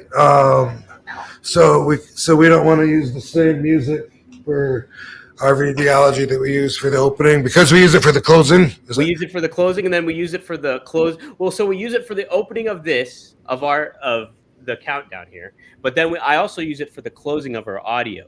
My buddy Jeff, though, is actually coming up with a little like music for it. So once I get that set up, then we'll have something cooking for you. Okay, but I have a request because I just realized that I forgot to. I rolled this pretty nice doobie. Oh, but I forgot to put a filter in the end. So while putting a filter in the end, can you ask another question or talk about somebody, or can we? I can talk about something. Oh, yeah. I wanted to ask you, Katie. I'll tag in, baby. What's your roller derby team name? Partner for life. I haven't had a roller derby game yet. I've just had practice, and so I just go by Katie Forbes because the announcers like choose your roller derby name. Oh, do they? Okay. Yeah. That's pretty sweet. Yeah, and I was on the news talking about roller derby, and I was like, "It's a revolution!" And then the news lady, the caster, laughed about it, so that was fun. How are you at it so far, practicing wise? How's it been for you? It's hard. It's like it uses so many different random muscles, skating on a bank track and stabilizing, keeping balance. So that's really hard, but a lot of it comes to me easy because sometimes it's like wrestling on wheels, and I love skating, and obviously I love wrestling. So the mix of the two is really fun. And then D is like my tag team partner there. So we're the red shirt team. So that's like the heels. So we do like tag team moves to knock people out. Like she'll punch them, and then I lay them out, and then give them the boots on the wheels.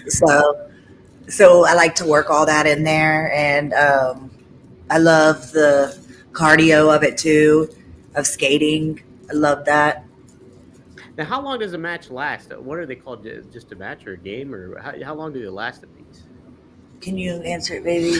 I don't really know what so they gotta I think they gotta go so many laps or whatever, and they gotta like you got like there's goals of passing certain players, you know, while they're doing laps, and then other players will defend that person that they're trying to pass and not try to let them pass and shit. So I don't think it's as much. I don't know. Is it a time on the clock kind of thing, or is it more just like yeah, maybe it is a time on the clock. Yeah, we have a clock. You got like a halftime, yeah, and then the bell will ring type thing. Do you know how long the timer is set for? Mm-hmm. But it's probably in the quarters. I don't know. I'm still trying to do everything with balance. I like how you didn't commit to that. Good job. She does that to me all the time. Like she'll try to say things that I didn't say and expect me to agree with it, you know. And like I just did there where I said, you know how much time it is? She goes, no. And I said, oh, probably quarters. So like that's something she would normally do to me, expecting me to be like, but I don't know. I'm not going to commit to that answer because once I've said it, it came out of my mouth, and I'm the news source. Yeah, and I honor my word. I respect my word, so I'm not going to commit to something I don't know about. Right. I like things. Well, that's cool, Katie. What else do you have going on too coming up? Anything else special? Oh, we're going to Hawaii soon. Ooh, nice. Yeah. Ooh, that's really sweet. Honeymoon. We're going to do water sports, parasailing, jet skis, snorkeling, maybe. Ooh. Where in Hawaii would you guys hit? To Waikiki, yeah, the touristy part is where we're gonna go. Whoa. Yeah. But all right. Anyway, dude. Any more, baby, that you want to tell him? No, about No. you. Well, y'all go follow me. Hey, y'all fans. Yeah. Follow me. Tell them where to follow you. Instagram, it's Katie Forbes, the number 4 real. And Twitter is the THE Katie Forbes. I'll put it in the chat here too. Yay. In the chat. 1 second. Uh-oh. What I do here. All No right. way. Yeah. No how. Look how big my head is next to yours. Your head is like. That's because I'm farther back. All right. So, all right. I hope everybody enjoyed the show. Before we leave for the week, and see you next week, I'm going to drop a couple words to you about boundaries. It's a good subject. It's one of my values. So if you're into RVDology, dude, you got to set yourself up with a good set of values, because it's your set of values that you use when you choose what you believe. What? Think about it. Do you choose what you believe, or do you not really have a choice? You just believe it because the facts translated in your head tells you this is the truth. Think about that, because I think that we'll get some different answers. Damn, I just broke my doobie. I need to put a crutch on it. I think there'll be some different answers though, because sometimes you might catch yourself saying, I choose to not believe. But really, I don't know if it's a choice so much. If you say, this guy, boom, boom, boom. Okay, you heard him. Do you believe him? If someone's like, well, I mean, I kind of believe him. I don't think it's a choice. I think it's their values, their concept of how everything works, the way they translated the facts and everything they heard. They either believe that what the guy said is true, or it's bullshit, or whatever. And so you set your boundaries also on that as well. And here's the thing with boundaries, okay? Some people don't have any boundaries, and that's fine. Like maybe physical boundaries are easy to see because you have a big stone wall that separates your yard from the next person's wall. If that person comes over the wall and he's in your yard, then obviously, hey, man, you've crossed some boundaries here. You don't belong here. That's easy. But what about boundaries that have to do with just you being comfortable in your boundaries? And even like with conversation, like it's something that I believe is good to know about yourself, because you can keep yourself from being disappointed in yourself. Sometimes you might be around some friends, right? And they might want to start asking, all right, here's an example. Let's say you're a dude, and let's say you really, really like this girl, and you go out with her, things are hitting off. You're like, oh my gosh, she is so cool. I love her so much. And then the next day you're hanging out with your buddies, and they're like, hey man, what happened last night? And you're like, oh man, we had a good time, so we whatever. And then they're like, yeah, did you fuck her? Now, sometimes that can make somebody feel uncomfortable, because they're like, now if I answer that, I feel like I'm talking down or low about someone that I respect. I feel like I'm talking disrespectful about somebody that I respect. I feel like I'm betraying somebody by sharing information. You get where I'm coming from? A lot of people aren't prepared for that, and they'll be like, yeah, I don't want to talk about that. Whatever. They can get really awkward, uncomfortable.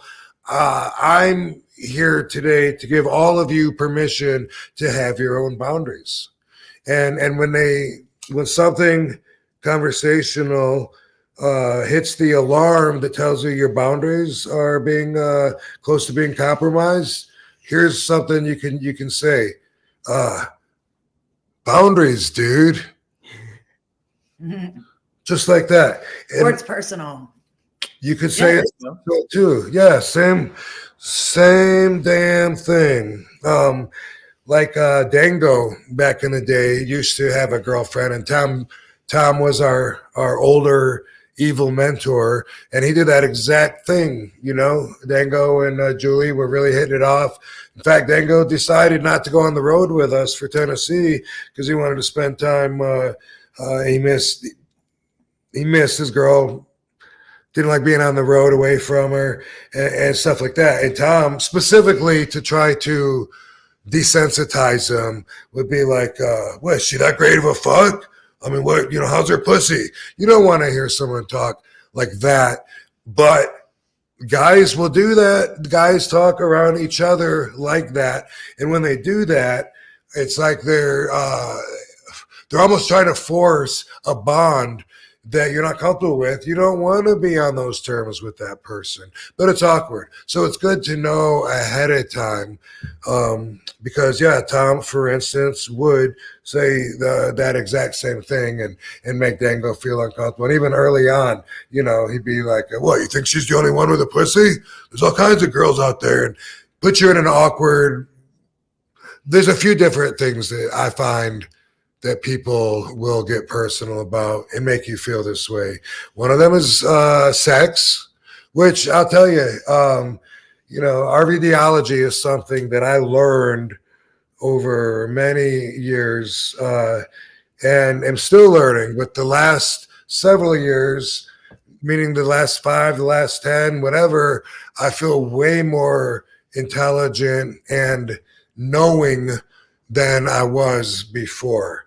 And that still continues to grow as I go on. I know more. I got a bigger idea of the bigger picture. But even way back when I was a kid, I hated stuff like that. I hated, trying to fit in.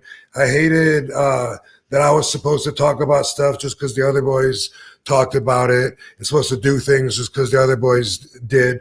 And when I was a virgin, I didn't even tell anybody, even my best friends. When I wasn't a virgin, I didn't tell anybody then either. You still are.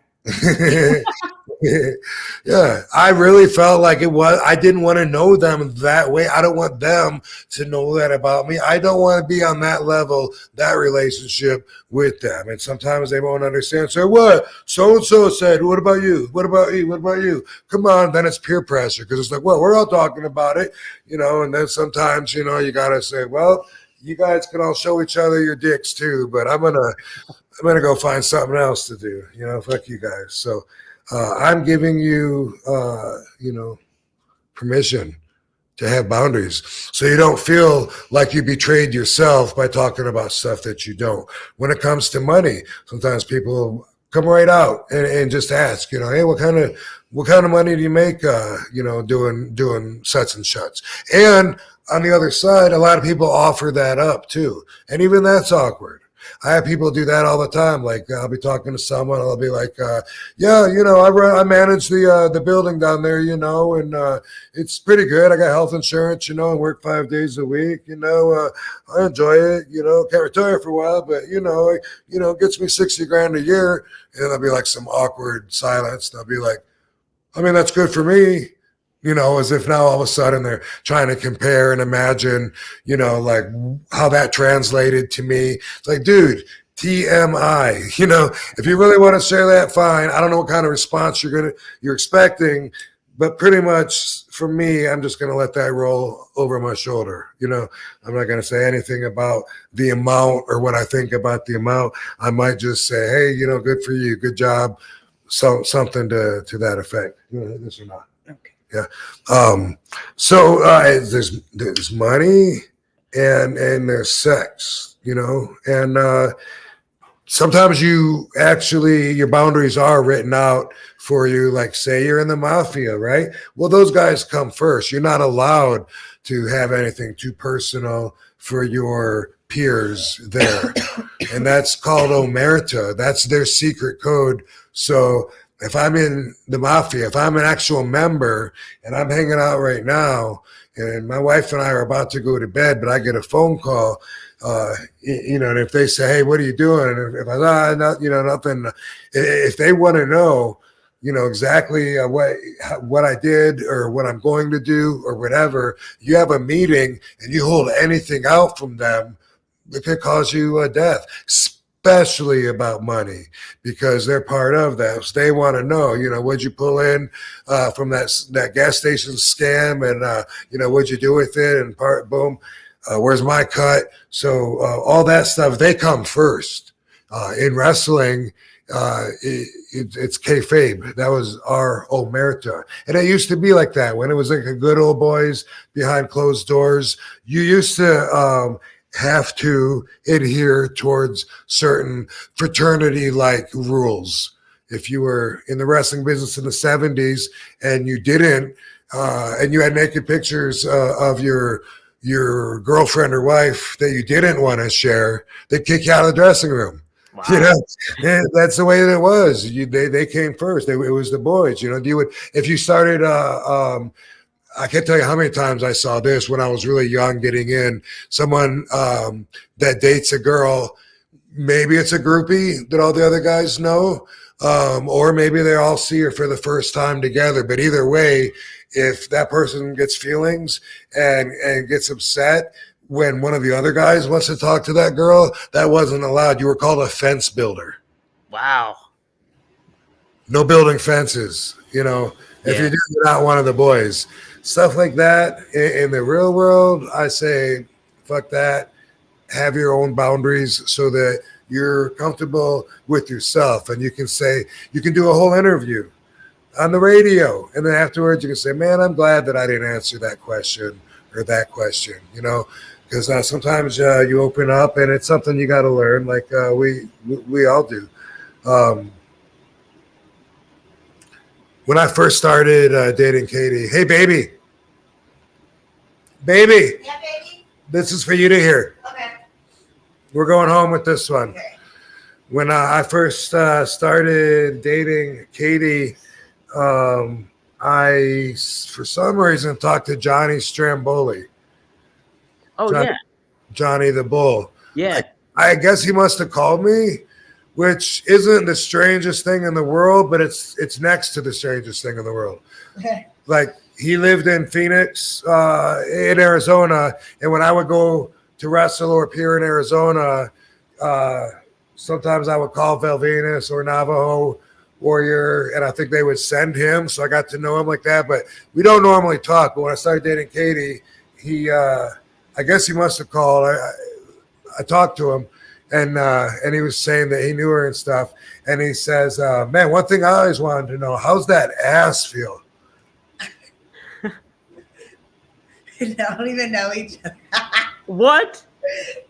Oh my God. He did it. What? So, what did you answer?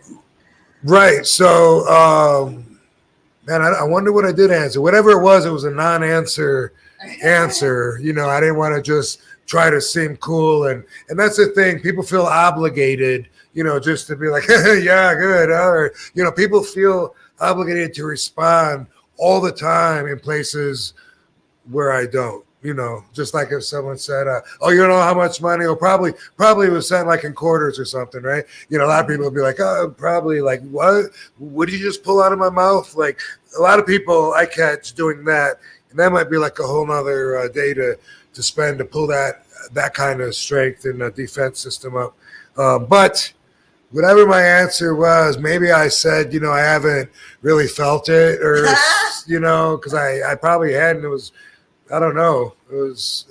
I probably said, I don't know, or something to that effect. And it wasn't something that I would hold against him. Like, I love Johnny the Bull, good dude, but it did stick out as like, wow, like he knows I'm dating her and he feels comfortable enough with me to ask me something like that.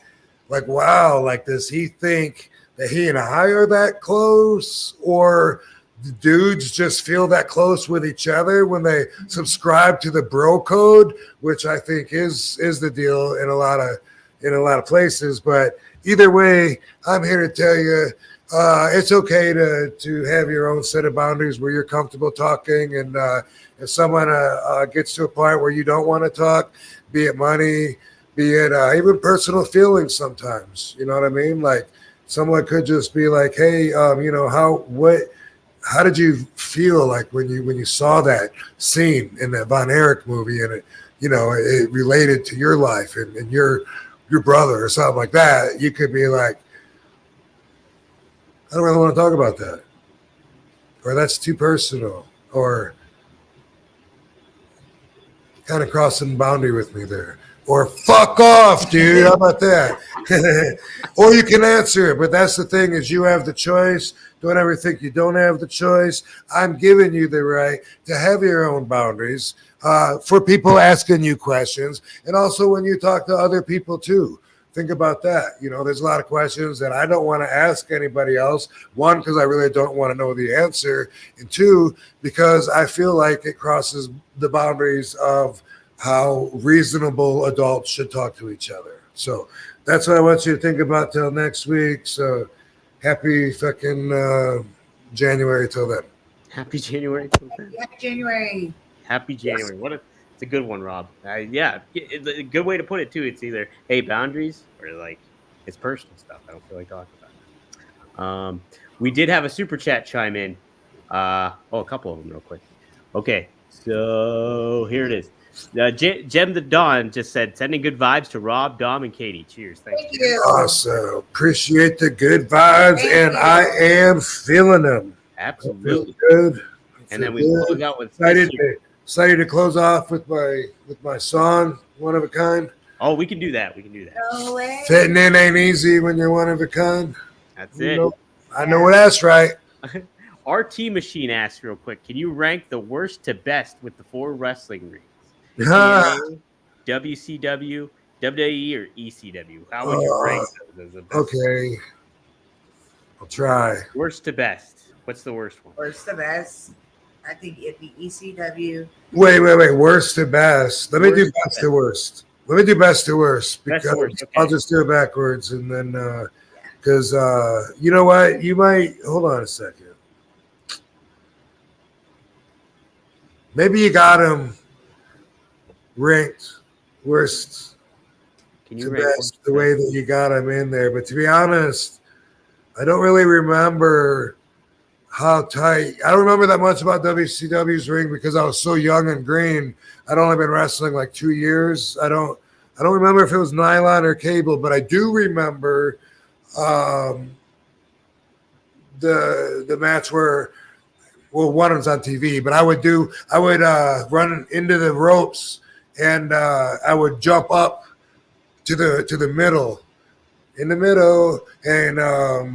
on the top rope, not the corner, but in the middle. I would jump up, land on my feet, and then do a high cross body back into the dude that's in the center of the ring. And so they were probably cable, because the WWE ring is nylon, thick nylon ropes. So they're not as tight. Also, because the ring's bigger, the ropes are a little bit longer, which again, it's harder to keep them as tight. And that's because traditionally they're always made for like bigger guys, not guys that use the ropes a whole lot for their tightness and bounced off them and springboarded and shit. That was very rare back in the day. And in WCW, if you remember, Bill Watts banned using the top rope for a while I was there, because that's just how it was back then. You didn't need the rope. It was about the wrestling. And so I think you might have them ranked there the way that you have them in choice. I'm going to say maybe TNA, then WWE, then WCW, then ECW. My favorite ring ever. So ECW's tops. Yeah, 18 by 18, steel cable ring, ropes with rubber over them. Little trivia info here. ECW bought their sweet ass ring from Rob Van Dam. Oh yeah. Really? Yes. So when I lived in Augusta, Georgia, I came across this old NWA ring. A local wrestler there. Sorry, dude. I can't remember his name right now. But he acquired this ring that was left like in the downstairs of the Civic Center that they used to use or whatever. So it was old. It's from the NWA days. And I bought it from him for like $1,000 and had that. I don't know where I had it. Anyway, I ended up selling it to Paul for like $5,000. And it was my favorite ring that I'd ever been in.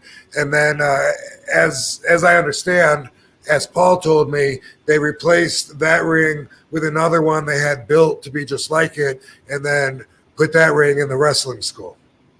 Wow, how about that? 18 by 18, favorite size, steel with the turnbuckles, my favorite, and double frame, so the bottom of the posts can't move and the tops can't come in, because that if you don't have a double solid frame, no matter how much you crisscross the cable or wrap around, you're always going to have a problem with them coming in. When you got 200 or 300 pound guys hitting those ropes, they're going to be pulling, and that loosens the ropes up, blah, blah, blah. You got it in order right there, the RT machine. I think so. And nothing bad about the TNA ring. I just think if I got to label them, that's probably the way I remember them. Yeah, well, how about that? Jeez, man, oh man. All right, what a way to close it out here. So, fun show, Rob. Fun show, Katie. It was awesome to have you here. Cool. Yeah, thanks, man. Always good time. Keep us updated too on the roller derby. I'm fascinated by that stuff. So Cool, awesome. I will. All right, guys. Cool. It's been good. We'll see you next time here on One of a Kind. Next week. Everybody have a great week, and get them blue chews. Get them blue chews. Keep calling them Bluetooths. Bluetooth. Promo code RVD, guys. I can't say AirPod either. I keep calling them. Are they earbuds? Earpods? Earbuds, whatever they may be. Whatever the fuck they're. Yeah. We'll figure it out I'm next week. becoming my dad, I tell you. Jeez, oh man. Boom. Boundaries.